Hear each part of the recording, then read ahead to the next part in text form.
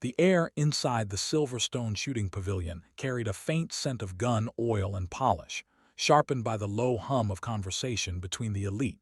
Every jacket was stitched with custom logos, every rifle an extension of family legacies and private fortunes. Here, skill wasn't just celebrated, it was bought, branded, and paraded like a thoroughbred. If you've ever been overlooked, treated like you didn't belong, stay with me. Because what happened next at Silverstone is a story you'll never forget. Near the entrance, Evelyn Carter adjusted the strap of her old canvas purse. It was worn thin in places, stitched carefully by hand years ago. Her jacket was a simple navy parka from a department store clearance bin, her sneakers scuffed but clean. Everything about her whispered, not shouted. At 38, Evelyn wasn't young enough to be admired, nor old enough to be respected. She hovered in that invisible middle, where first impressions had already closed most doors before a word could be spoken. She approached the front desk, where a man in a tailored vest glanced up from his clipboard. His gaze flickered over her plain clothes and ordinary face, then dropped back down to the list in front of him. "Private event today," he said crisply, not bothering to make eye contact. "I have a day pass," Evelyn said, voice soft but steady.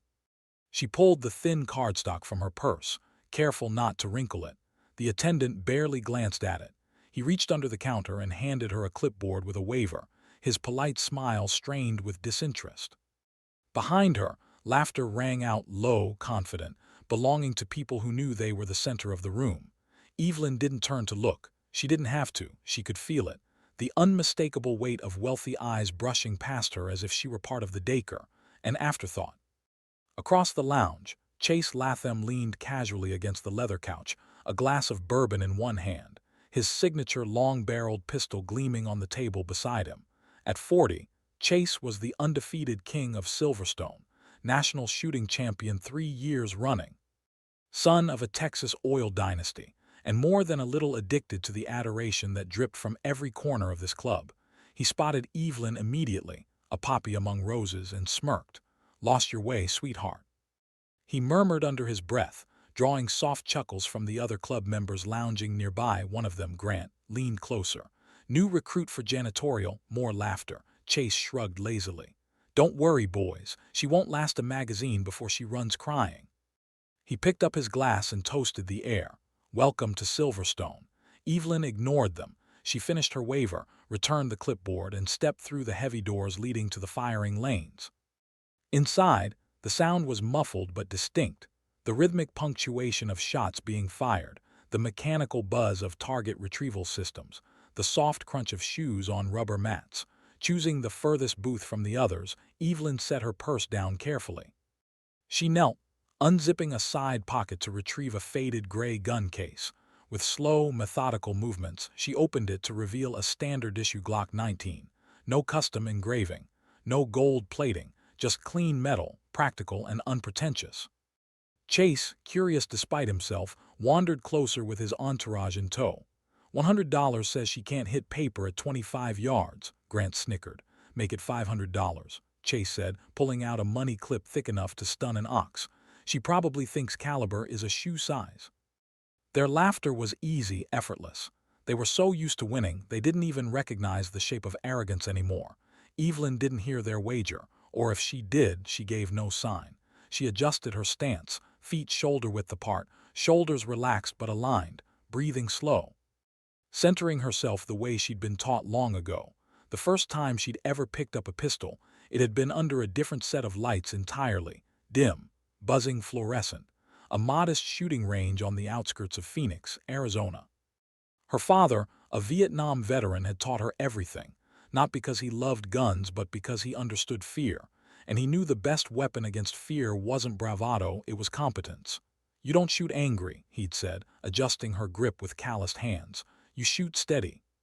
You shoot clean." The world had changed 100 times since those days, but Evelyn's hands had not forgotten. Chase leaned one elbow casually on the barrier separating booths, sipping his drink as he watched her line up. "Hey, sweetheart," he called out loud enough for others to hear.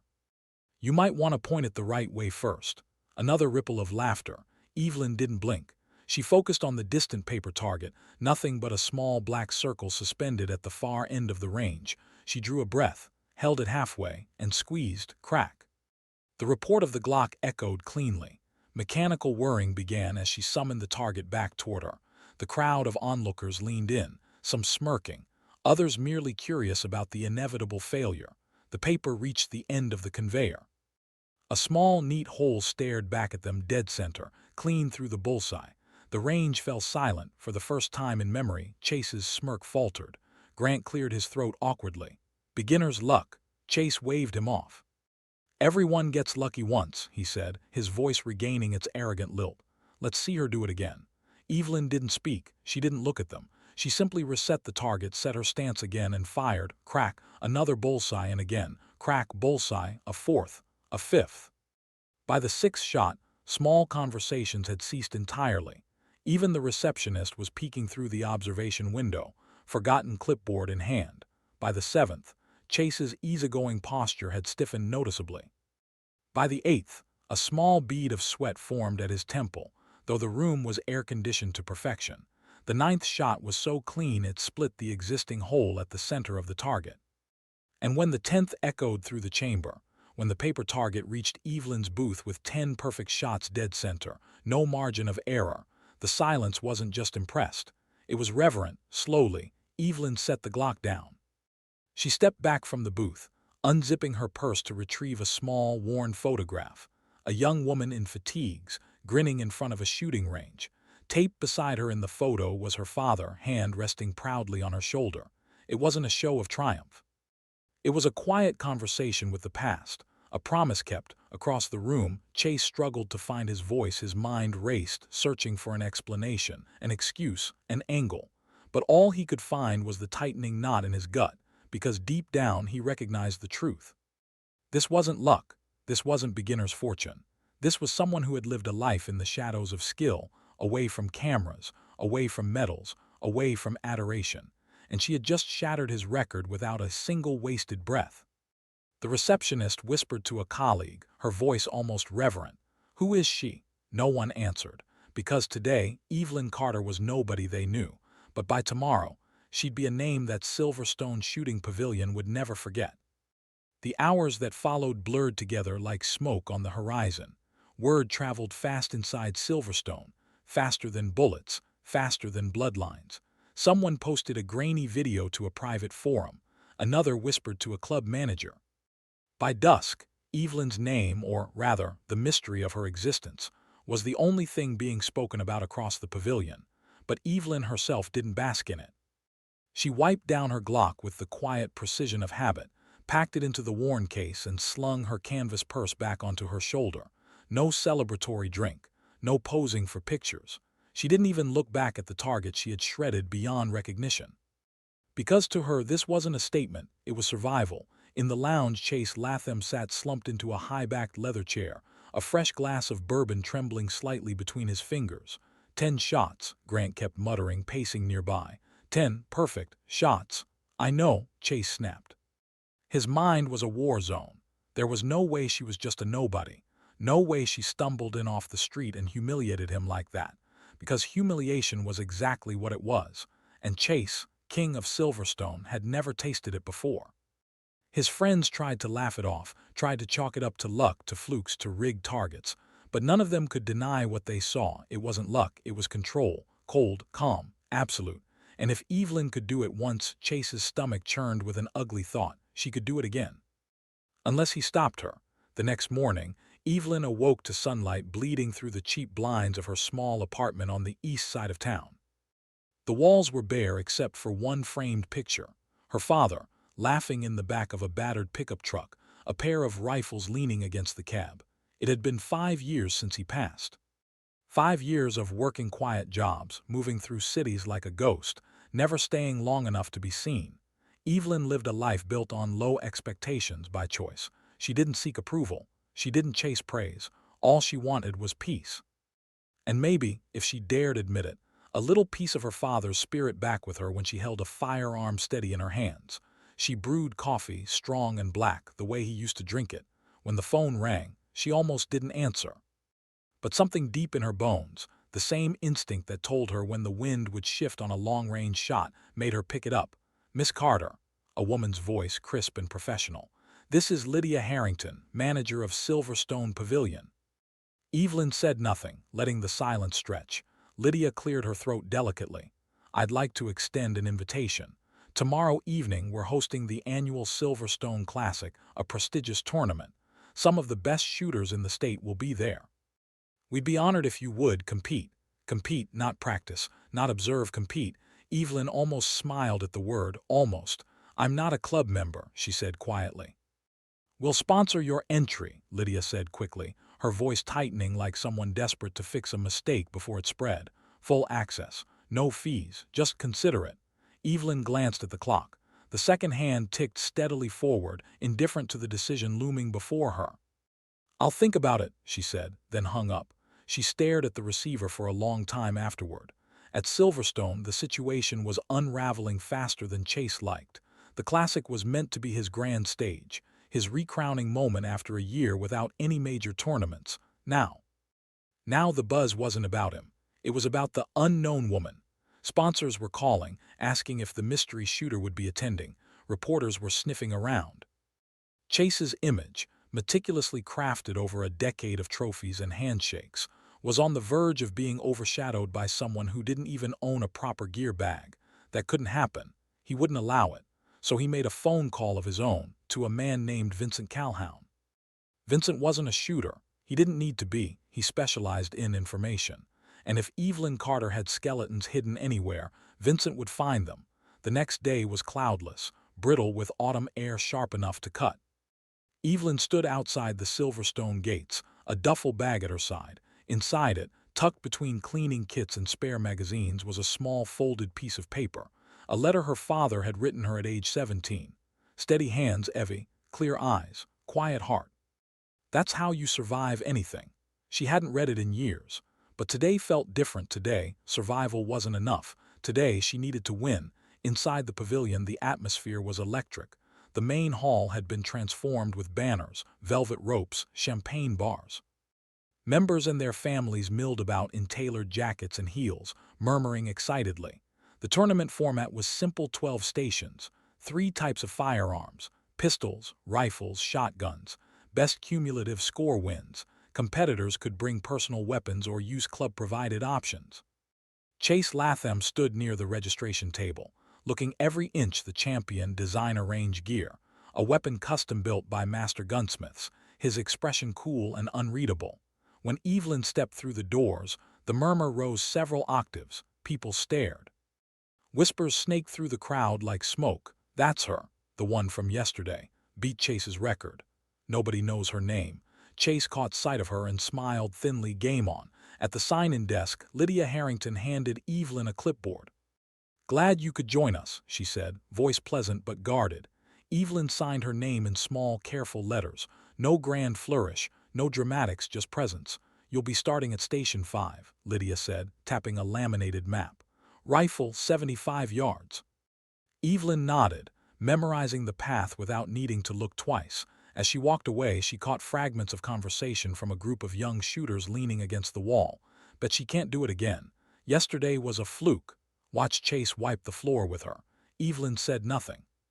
She didn't have to, because she wasn't here to argue, she was here to prove. At Station 5, she laid out her equipment carefully.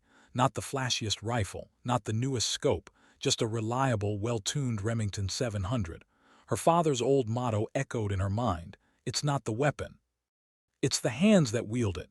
She chambered a round, exhaled slowly, and took aim. For a moment, the noise of the pavilion disappeared. There was no crowd, no Chase Latham, no history, just her. The trigger broke cleanly, crack. The target snapped back moments later, a perfect bullseye. The judge at the station lifted an eyebrow, impressed despite himself. "Nice shooting," he muttered. Evelyn simply nodded and moved on. Meanwhile, Chase was coasting.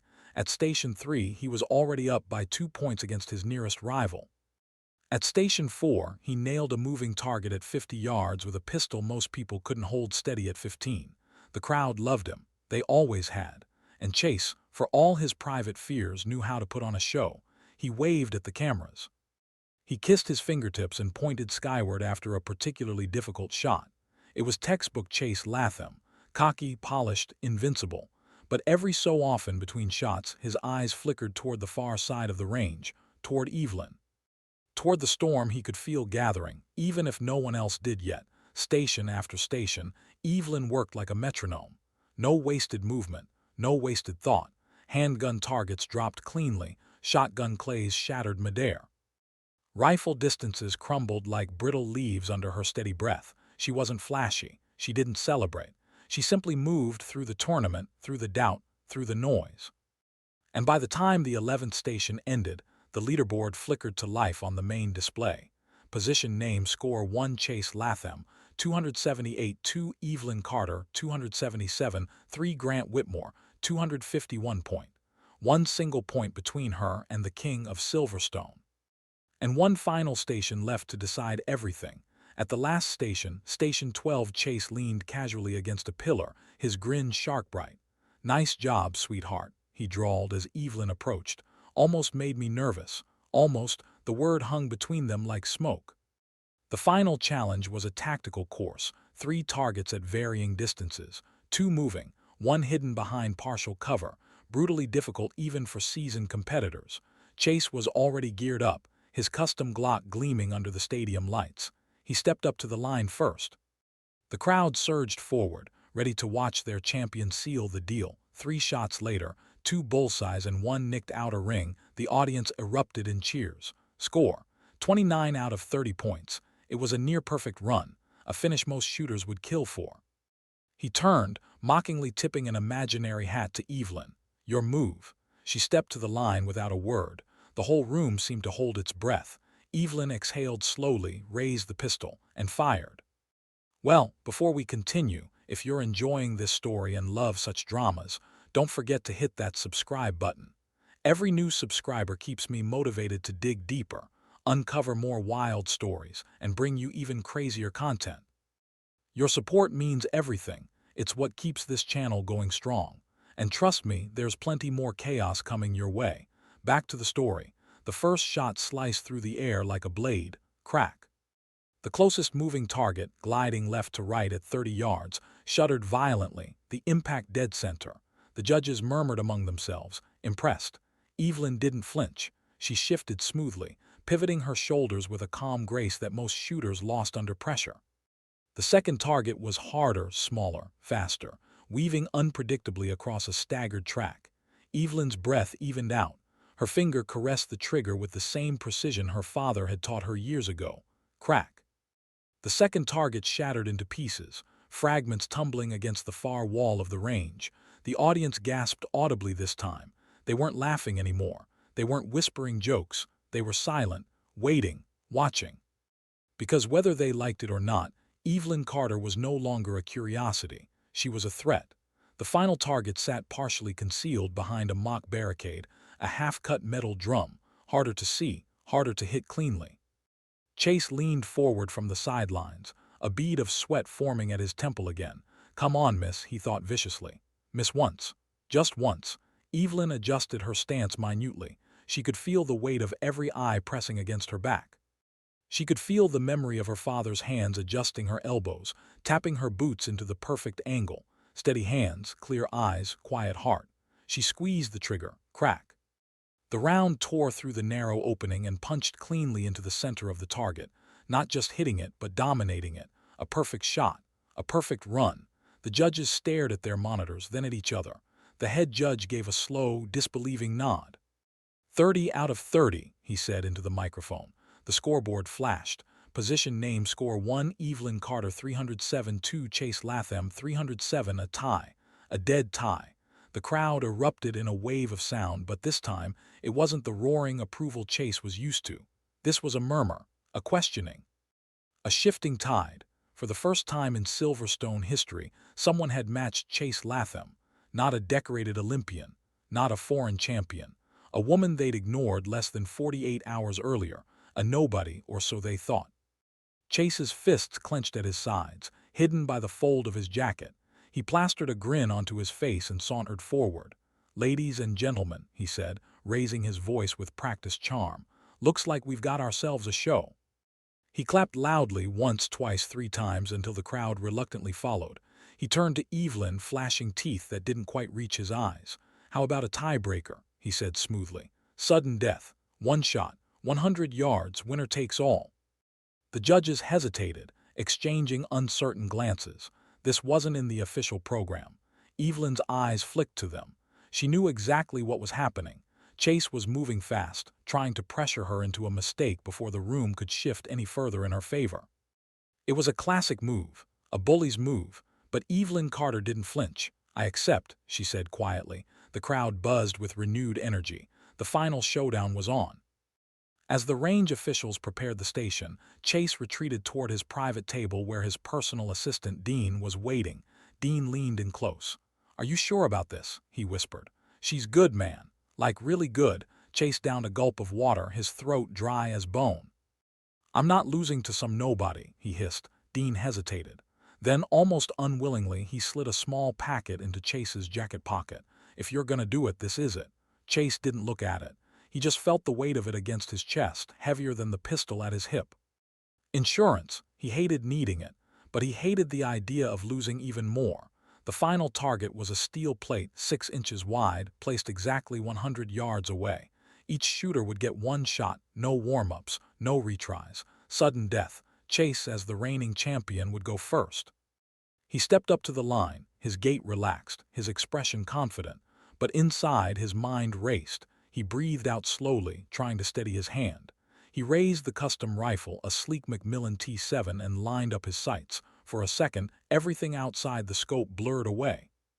Just him and the plate. He squeezed the trigger. Crack. The shot rang out clean and sharp. The plate wobbled slightly, a hit but off-center, clipping the outer edge. A minor imperfection.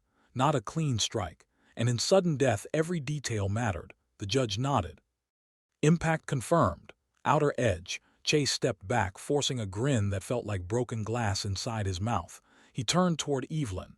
"Good luck, sweetheart," he said, voice tight. Evelyn didn't answer. She didn't need to. She stepped up to the line, cradling her rifle, a simple, no-frills piece of machinery, a relic by Silverstone standards. She adjusted the sight calmly, took a breath. She could still hear her father's voice. "When the shot matters most, don't aim for the target.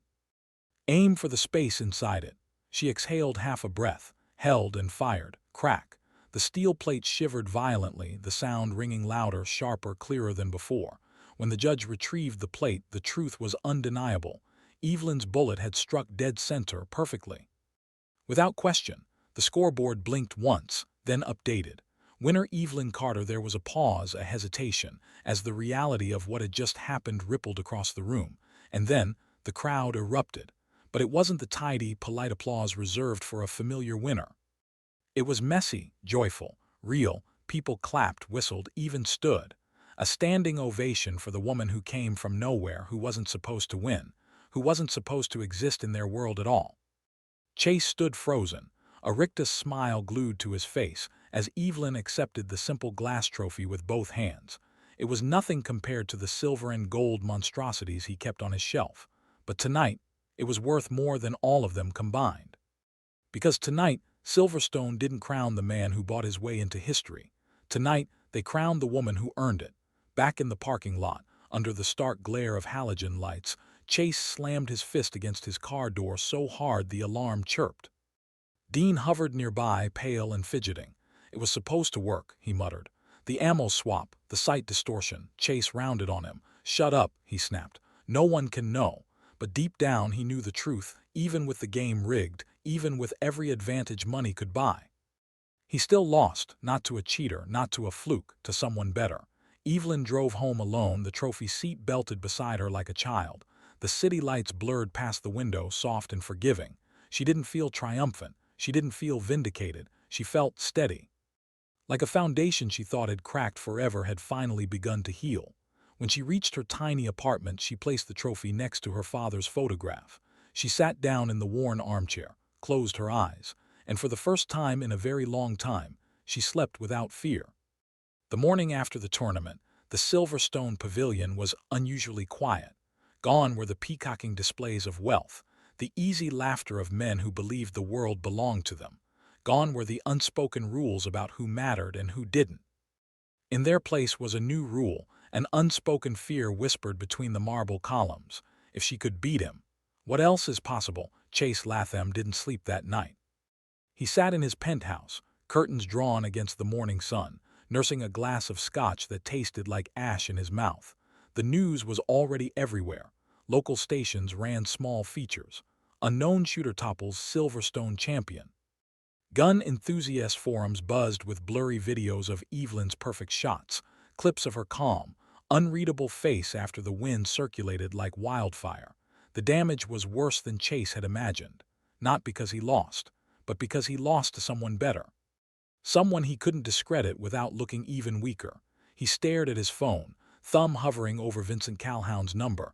The man had promised results, dirt, anything. He pressed call. It rang once before Vincent picked up. "You got anything?" Chase barked. Vincent's voice was smooth, maddeningly calm. "Maybe. You should meet me." Across town, Evelyn sat at the small kitchen table in her apartment, sipping coffee and flipping through the local newspaper. There, tucked on the second page behind stories about city council meetings and restaurant openings, was a tiny headline: "Mysterious Sharpshooter Stuns Elite Club." She didn't recognize the woman in the grainy photo herself, rifle raised, hair pulled back tight. The caption simply read, E. Carter, winner, Silverstone Classic. No background, no speculation, just a name. Exactly how she preferred it. She smiled faintly and turned the page. At a coffee shop off Fenway, Vincent slid into a booth across from Chase, tossing a manila folder onto the table. Chase snatched it up. Inside were copies of public records, all neatly organized. Birth certificate, high school transcripts, tax returns. Nothing suspicious. Nothing he could use. "This is nothing," Chase growled. Vincent steepled his fingers. "There's no criminal record, no major social media, just a quiet life." Almost too quiet. Chase leaned in, his voice dropping to a dangerous whisper. "I don't need theories. I need something real." Vincent tapped the folder. "I did find one thing," he said slowly. "You're not her first competition." Chase frowned. "What do you mean?" Vincent pulled out another sheet, a registration form from a regional shooting contest 5 years earlier, one that Evelyn had entered under a different name, E. Cooper. "She competed once before," Vincent said. "Small event, won it, then disappeared." Chase's mind raced. A different name. A hidden history. It wasn't much, but it could be spun, especially with the right hands guiding the narrative. By midday, whispers began swirling through Silverstone's network. Was Evelyn really who she claimed? Was she hiding something? Had she cheated before? The attacks were subtle at first, an anonymous tip to a local blog, a few pointed comments under the tournament video uploads, too good to be true. Where'd she come from? Maybe it was rigged. It wasn't truth they needed, it was doubt, and doubt was contagious. Evelyn felt the shift immediately when she returned to the pavilion later that afternoon. The smiles were tighter, the greetings more forced. Where yesterday she had walked through a sea of applause, today she moved through a fog of suspicion. She ignored it, or tried to. She checked in with Lydia Harrington, who greeted her with professional politeness but none of the warmth from before. "Miss Carter," Lydia said, "may I have a word?" Evelyn followed her to a small office near the reception. Lydia gestured for her to sit. "There's been concern," Lydia said carefully, "raised about your eligibility." Evelyn raised an eyebrow. "Concern? About your history? About past competitions? Some members are questioning whether yesterday's victory was appropriate." There it was, not an accusation, an implication. An ugly, slippery weapon far more dangerous than any bullet. Evelyn met Lydia's gaze steadily. "I competed once," she said. "Years ago, under my maiden name. Nothing illegal about that." Lydia hesitated. "I believe you, but Chase Latham's camp is pushing for a formal review." Of course he was. Evelyn fought the urge to laugh. When kings fall, they never do it gracefully. They flail. They claw. They try to drag you down with them. That night, Evelyn stood in her apartment, staring at the Glock 19 resting on her kitchen table. Her father's voice echoed in her head. "The world will test you, Evie. Not when you shoot your best, but when they tell you it's not enough." She opened a small wooden box, her father's old keepsake. Inside, nestled between yellowed papers and a tarnished metal, was a letter. One she had never opened. Her father's last words, sealed after his funeral. Hands trembling slightly, Evelyn broke the seal. Inside, written in careful block letters, was a single sentence: "You're stronger than their doubt. Always have been." Evelyn folded the letter and placed it in her jacket pocket. She wasn't walking away, not this time. The next day, Silverstone Pavilion buzzed with tension. The board had called a private hearing. No press, no cameras, just members. And Chase Latham, who sat confidently at the front of the room with his lawyer beside him. Evelyn entered alone. No entourage, no lawyer, just presence. The head of the board, an elderly man named Charles Wainwright, cleared his throat. "Miss Carter, we've been presented with evidence suggesting you previously competed under a different identity without disclosure." Evelyn spoke before they could pile on. "My maiden name is Cooper," she said evenly. "I married young, changed it legally. I have nothing to hide." A murmur ran through the room. Chase's lawyer leaned forward. "And your prior competition history?" Evelyn shrugged. "One amateur contest, 5 years ago. I won a voucher for free ammunition. Hardly a national scandal." A ripple of awkward laughter broke out, unexpected, human. Chase's lawyer flushed red. Chase shot him a furious look.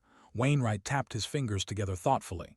"Miss Carter," he said, voice deliberate, "do you swear that your performance in yesterday's event was solely based on your skills? No outside coaching, no equipment modifications?" Evelyn met his eyes unflinchingly. "I swear." Silence. The board whispered among themselves. Finally, Wainwright nodded. "Unless further evidence is presented, we find no grounds to overturn yesterday's results." The gavel struck wood. Case closed. Chase's face twisted into a rictus of anger barely hidden by politeness. Evelyn gave him the smallest nod, not a gloat, not a smile, just acknowledgement. "You tried. You failed." Outside the pavilion, the late afternoon lights slanted across the parking lot in long golden streaks. Michael, a retired Marine who had watched the competition from the sidelines, approached Evelyn. "Miss Carter," he said, extending a hand. She shook it, feeling the strength in his grip. "That was one hell of a thing you did in there." Evelyn smiled faintly. "I just stood my ground." Michael chuckled. "Sometimes that's the hardest thing in the world." He handed her a business card. "If you're ever interested, we're setting up a training program for veterans. Could use someone like you." Evelyn slipped the card into her pocket. "I'll think about it," she said. For the first time, she meant it. That night, Chase drank alone at the bar he once held court over. The television above him played highlights from yesterday's tournament, not his highlights, hers. Every clip, every headline, every cheer, not for him, for Evelyn Carter.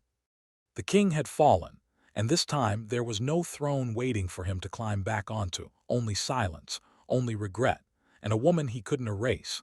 The city changed its tune faster than Evelyn ever imagined. One day, she was a ghost moving through crowded streets unnoticed. The next, she was a name whispered over coffee cups, a headline clipped and shared, a symbol people latched onto like a flag. The woman who beat the champion. Silverstone Pavilion issued a formal announcement congratulating her historic achievement. Offers trickled in, shooting clinics, sponsorship inquiries, even magazine interviews. Evelyn accepted none of them. She didn't want fame, she didn't want followers, she wanted peace. And maybe in some small way she wanted her father to see her wherever he was and nod in approval. She spent her days working quietly at the accounting firm, her nights practicing at the public range, away from cameras, away from noise. But even in the places she once called invisible, people began to notice, and not all of them were friendly. In a hotel room overlooking the Charles River, Chase Latham sat hunched over a laptop, the screen glowing harsh against his face. He scrolled through page after page of comments under videos of Evelyn's victory. Each one was a knife. Natural talent always wins over money. Evelyn Carter is the real deal. Chase who? He slammed the laptop shut and raked a hand through his hair. He had tried everything: smears, rumors, formal challenges. Nothing stuck. Worse, every time he attacked, Evelyn's legend grew stronger. She didn't fight back. She didn't post rebuttals. She simply endured. And somehow that endurance burned him more than any public speech ever could. He picked up his phone. There was still one card he hadn't played, the dirtiest one, the one even Vincent Calhoun had warned against. But Chase Latham wasn't interested in warnings anymore. He was interested in erasure. The next morning, Evelyn found a letter slipped under her apartment door. No return address, no sender. Inside was a single printed page. "Silverstone made you. Silverstone can unmake you." Below the line, a date and time were printed: Saturday, 2 days from now. 7 p.m., Silverstone Pavilion. No explanation, no signature, just a summons. At first, Evelyn considered ignoring it, but something gnawed at her gut, an instinct honed by years of living carefully, moving quietly. She couldn't let Chase write the ending to her story, not again. If he wanted a confrontation, she would choose the battleground on her terms. Saturday arrived heavy and humid, the kind of evening where the air clung to your skin like regret. Evelyn pulled on a simple black jacket and jeans. No logos, no declarations, just readiness. In her jacket pocket she slipped her father's letter, the last piece of him she carried. "You're stronger than their doubt." At 6:45 p.m. she stepped into the pavilion, the sound of her sneakers soft against the marble floors. The building was empty except for Chase. He stood near the center of the main hall, dressed in full competition gear, despite no audience. Behind him, a line of polished pistols and rifles gleamed under the track lighting. It wasn't a competition, it was a stage, and Chase had written the play. He turned when he heard her footsteps, the smile on his face brittle and cracked. "Glad you came," he said. Evelyn said nothing. She simply waited. Chase spread his arms wide. "You and me," he said. "One final match, not for trophies, not for headlines." He stepped closer, voice lowering, "For truth." Evelyn raised an eyebrow. "You want a rematch?" Chase's smile faltered. "I want restoration." He gestured to the table. "Choose your weapon." Evelyn didn't move. She studied him, the set of his jaw, the twitch in his fingers, the wildness just beneath his polished surface. He wasn't here to compete. He was here to destroy, not her reputation, her— "No," she said quietly. Chase blinked. "No." Evelyn stepped forward, closing the distance between them until they stood less than an arm's length apart. "You already lost," she said, voice low and steady. "Not to me, to yourself." She turned away, walking toward the exit. Behind her she heard the sharp scrape of metal on marble. Chase had picked up a pistol, not raised, not aimed yet. "You don't walk away," he said, voice shaking. "You don't get to be the hero." Evelyn stopped without turning. "You were never fighting me, Chase," she said. "You were fighting the part of you that knew you couldn't win fairly." For a moment, the air between them crackled with tension. Then, mercifully, Evelyn heard the clatter of the pistol hitting the floor. She turned to see Chase sinking into a chair, head in his hands, the fight bleeding out of him. She didn't gloat. She didn't speak. She simply left him there, broken by a battle he had created himself. Outside, the air was cooler, crisper. The city lights stretched endlessly, and Evelyn realized something strange and wonderful. She didn't feel small anymore. She didn't feel invisible. She felt free, not because she had beaten Chase, but because she had chosen not to become him. 2 weeks later, Evelyn stood under the pale morning sun at the grand opening of a new shooting center on the outskirts of the city. The Nathan Carter Foundation, named quietly after her father, was dedicated to teaching veterans and civilians alike not just how to shoot, but how to stand steady under pressure, not about violence, about discipline, focus, control, about breathing through fear. Evelyn Carter never sought to be a symbol, but sometimes the strongest voices are the ones that speak without shouting. After the ribbon cutting, a boy about 10 years old approached her shyly, clutching a small practice target in his hand. "Miss Carter," he mumbled, "could you sign this?" Evelyn smiled and knelt down, taking the paper carefully. As she signed her name, simple, clean, steady, she noticed the boy's hands shaking. "First time shooting?" she asked gently. He nodded, wide-eyed. She handed the target back. "You're already braver than most," she said. The boy beamed, his fear shrinking under her quiet confidence. Later that evening, Evelyn returned home to her quiet apartment. She placed the foundation's first dollar bill, framed now, on the wall beside her father's photograph. She twisted her wedding ring once, a habit she still hadn't broken, and for the first time in years she allowed herself a real smile, not for the trophies, not for the headlines, but for the woman she had fought to become, the woman her father had always seen, even when no one else did. The seasons turned. Boston's air shifted from the thick humidity of summer to the sharp clarity of autumn, where every leaf seemed edged in firelight. At the Nathan Carter Foundation, the rhythm of new beginnings had taken root. The center wasn't loud. It wasn't flashy. But every day more people came, veterans looking for purpose, single mothers learning to protect themselves, teenagers searching for confidence that didn't come from a phone screen. And at the heart of it all stood Evelyn Carter, calm, steady, and quiet as ever. She didn't teach them to shoot for the sake of shooting.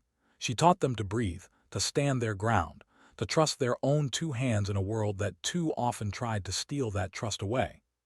In a city that once ignored her, Evelyn had built something no scandal, no rumor, no millionaire could ever touch.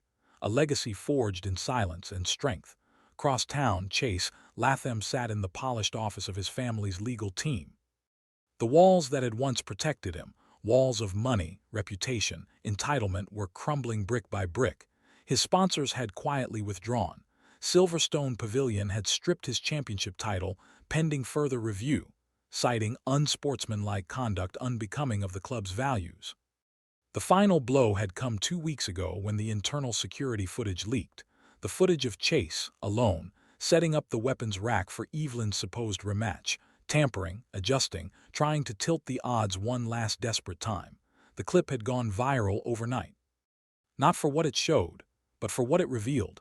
King, brought down not by betrayal but by his own cowardice. Chase's lawyer droned on about settlements, appearances, damage control strategies. But Chase barely heard him.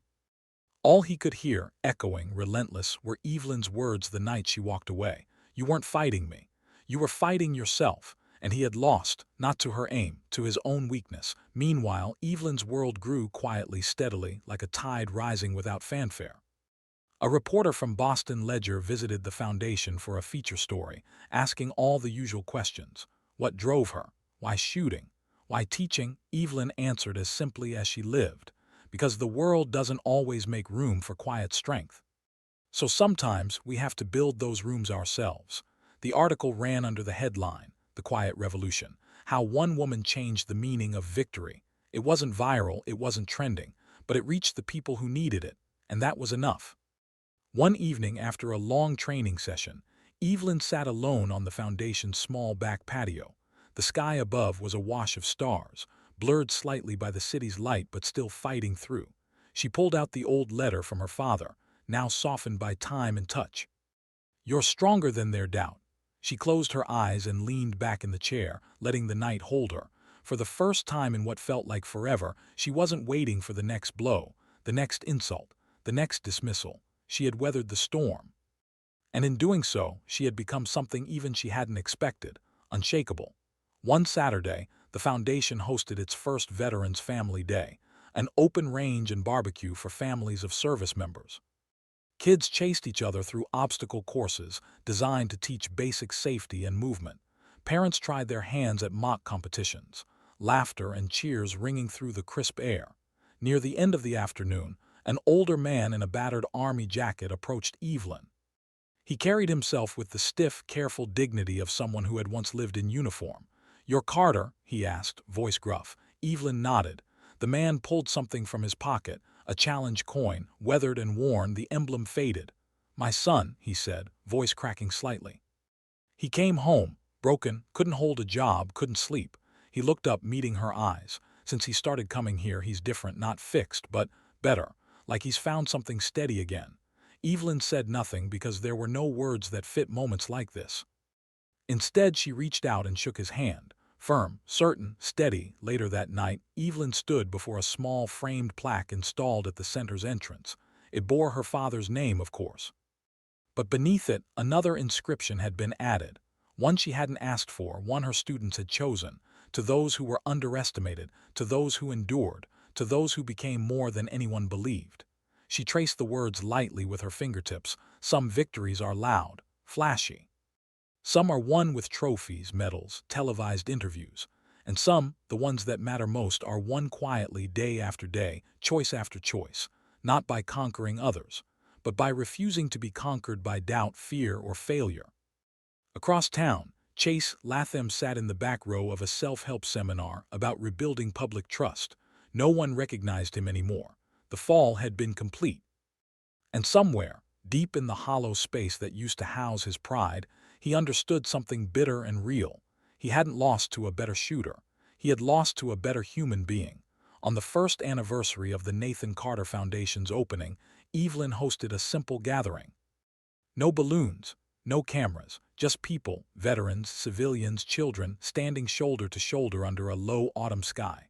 Michael, the retired Marine who first approached her after the Silverstone scandal, handed her a small box. Inside was a pin, a simple silver emblem shaped like a target, but with a single leaf growing from its center. Growth through precision, he said simply. Evelyn pinned it to her jacket, feeling the weight of it settle over her heart, not heavy, anchoring.